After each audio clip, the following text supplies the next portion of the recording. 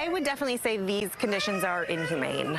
Dogs sitting in crates for 23.5 hours a day, smushed together as much as we can fit crates. They're lined our hallways. They are lined in that storage area. This was the scene when Fox 7 visited the Austin Animal Center last month. We're seeing so many more dogs, so much more space, less adoptions, and dogs staying here longer. So that all formulates kind of into the crisis that we're in right now. Councilmember Mackenzie Kelly had toured right before the heat wave hit. I was thinking forward to the fact that I wouldn't treat my own worst enemy in that regard, and I wouldn't want the animals to be in those conditions either. A broken Portacool fan during triple-digit temps only highlighted ongoing space and resource issues. Responding last week to a memo by Councilmember Kelly, Chief Animal Services Officer Don Bland noted the Austin Animal Center opened in 2011 with space to accommodate 309 dogs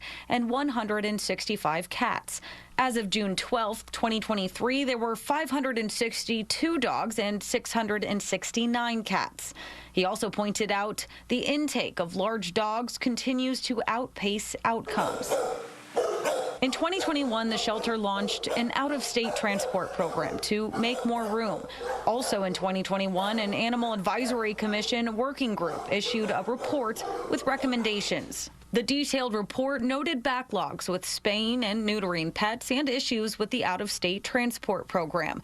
However, Animal Services Office staff pushed back on some of the claims in a response, saying the main issues were long stay, medium or large dogs, intake of owned strays, a decline in pulls from partners, and a lack of microchipped pets. Looking at the numbers, overall intakes have actually gone down in recent years. However, adoptions have also gone down, as have transfers to other facilities. For example, in fiscal year 2018 to 2019, there were 34,274 intakes of cats and dogs, 17,000 adoptions, and over 8,400 transferred to other facilities.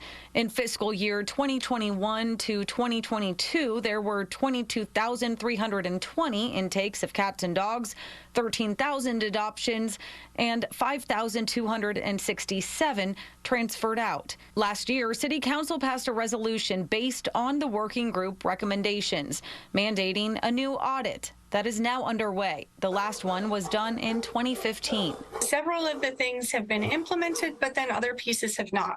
For example, Emancipet, which does all the spays and neuters of the animals at the animal center, they have started to do more, but they're not at the capacity where myself and animal advocates or even veterinarians who work in this field feel they should be to allow our city to continue to be no kill. Carissa Lemkel, Fox 7 Austin News.